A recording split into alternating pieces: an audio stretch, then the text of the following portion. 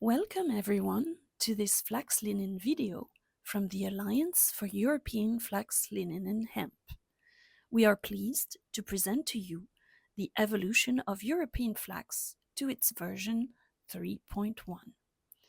An update aimed at ensuring a clear and robust certification with more operational and agile auditing processes aligned with the expectations of markets, regulations, and certified companies. This video will start by setting out the context for the update of the European Flax Standard and the timeline of implementation for the version 3.1 standard and audits. To help certified companies navigate smoothly these evolutions, we will of course present an overview of the main changes, whether they are updates of existing documents, new requirements, or completely new tools, and where to find them. Finally, we'll announce the update to one of our video tutorials. With the European Flax Standard, the Alliance offers consumers the guarantee of a premium flax fiber grown in Western Europe in terms of origin and traceability, bringing value to companies, brands, and consumers.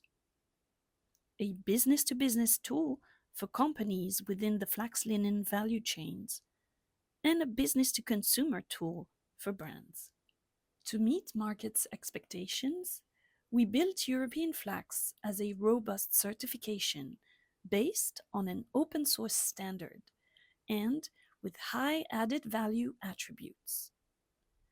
European Flax guarantees flax fiber origin and traceability until the final product, and common cultivation and scotching practices.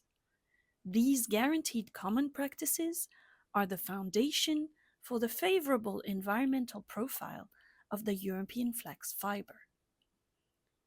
The certification also ensures a traceability that is verified by a third-party independent auditor with on-site and documentary audits.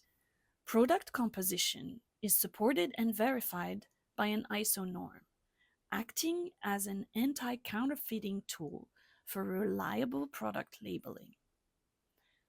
But beyond that, European Flax builds on scientifically researched and proven attributes, on environmental impact data, such as the life cycle analysis of the European Flax Scotch fiber, and on the proven functional properties of linen, such as thermoregulation, for instance. Any company or brand using our certification knows that it can benefit from and claim these differentiating elements specific to the Western European fiber. The four-figure growth rates known by European Flax over the last 4 years confirm the value markets see in such attributes. European Flax has known an exponential growth across all steps of the supply chain worldwide. We are pleased to hopefully count you among the plus 1,200 companies certified to European Flax in 35 countries, bringing value to brands and their customers. Committed to continuous improvement, the Alliance for European Flax Linen and Hemp has reviewed and updated the European Flax Standard and tools at least every 5 years since its first publication in 2014. But to remain robust and relevant, in line with rising expectations of markets and consumers, and of fast-changing regulations, all standard systems need to adapt more regularly. It has become common best practice for standards to publish more frequent updates. And the latest version 3.1 of the European Flax Standard is in fact just that, an intermediate update inherent to the life of a certification, ensuring European Flax operates smoothly and remains relevant to the needs of certified companies, brands, and consumers. Version 3.1 of the European Flax Standard was published on October 22, 2024, and will come into effect on January 1st, 2025. What does that actually mean for you as a certified company or soon to be? Simply that until December 31st, 2024 included, all audits still follow version 3.0 of the standard currently in effect. From January 1st, 2025 onwards, all audits will follow new version 3.1 of the standard. Now, we want to reassure you that the entry into effect of version 3.1 is not a major shift of European Flax and may actually bring about clearer, more actionable requirements and auditing process for companies. Here is why. Now to the heart of the matter. What changed in European Flax? A number of documents have been updated, mainly the two reference documents, the Standard, which translates the founding principles of European Flax into detailed requirements and rules, and the certification process, listing the auditing protocols and procedures used to check compliance with the requirements. Two support tools have been updated too to reflect the changes in the standard: the checklist for processors and traders, and the infographics how to become European Flax certified. New tools have been created to support the different stakeholders, which we will detail soon. And a few documents remain unchanged in their current form. The RFQ, which is the form used to apply for the certification, the multi-part product technical sheet used to evaluate the compliance of finished products with the composition requirements, and the European Flax traceability chain infographics. Let's go a little deeper into the updates to the reference documents. The majority of changes have no impacts on the certification's requirements or the audit processes. They simply promote a better understanding of the standard and consist of corrections of minor typos, homogenized terminology, and clarification of wording. Some sections have been reorganized for a streamlined read and a better comprehension.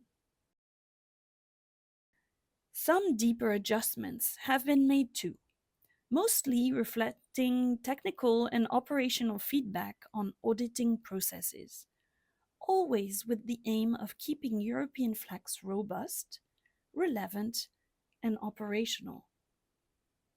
The evolutions mainly concerned amendments to the sampling process for composition tests and to the submission of test results, a revised audit process for trading activities without any in-house processing, new processes and clarified requirements for the management of subcontractors, of the list of subcontractors, and of internal audits.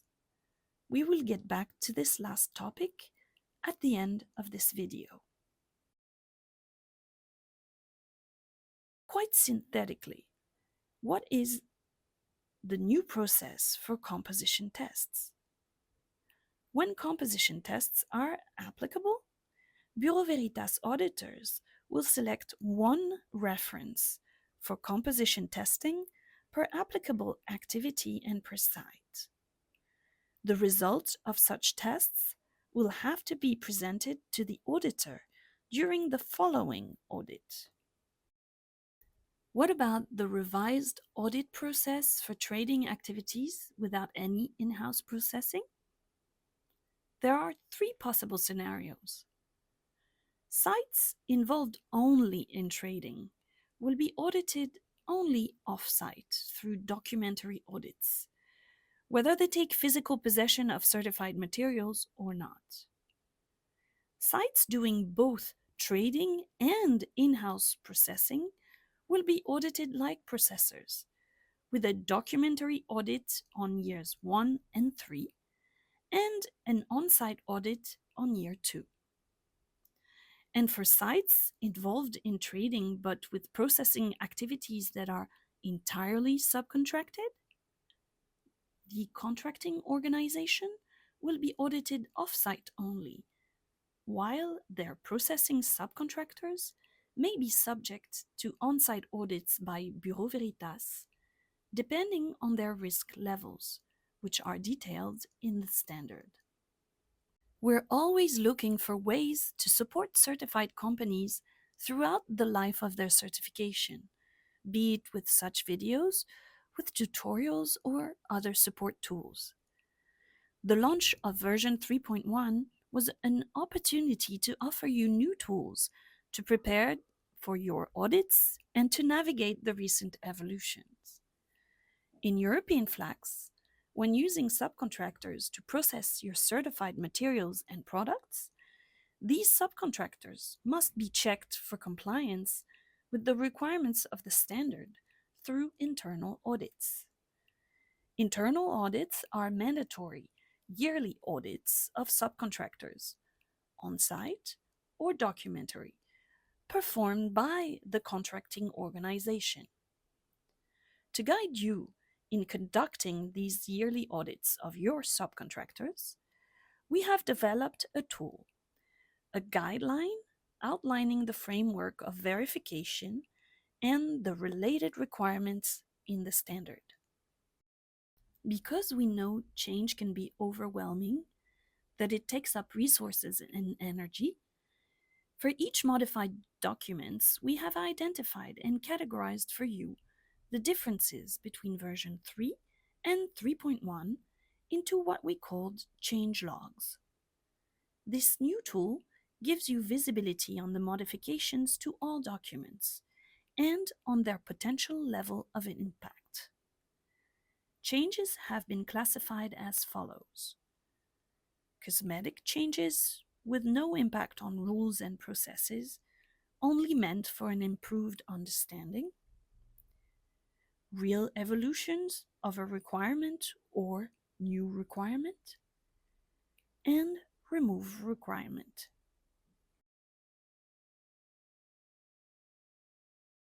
Now remember that all these tools and documents are available for download on our website.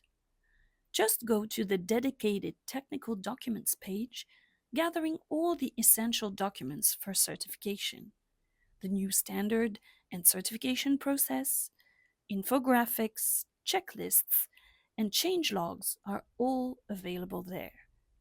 We encourage you to download and read them to understand what European Flax Certification 3.1 will look like for you. To accompany the launch of version 3.0 of the standard, we developed 4 tutorials as a resource to help companies getting familiar with the standard. 3 of them are still valid in their current form for version 3.1, so don't hesitate to check them out. As you can see, we didn't change the standard too much. As for the tutorial on subcontractors, we have updated it to include all the modifications brought to the topic by version 3.1. The new processes and clarified requirements for the management of subcontractors, for the list of subcontractors, and for internal audits. All these tutorials are hosted on the European Flax certification page of our website. We hope you enjoyed this video and hope to see you soon on our website. Thank you very much and goodbye.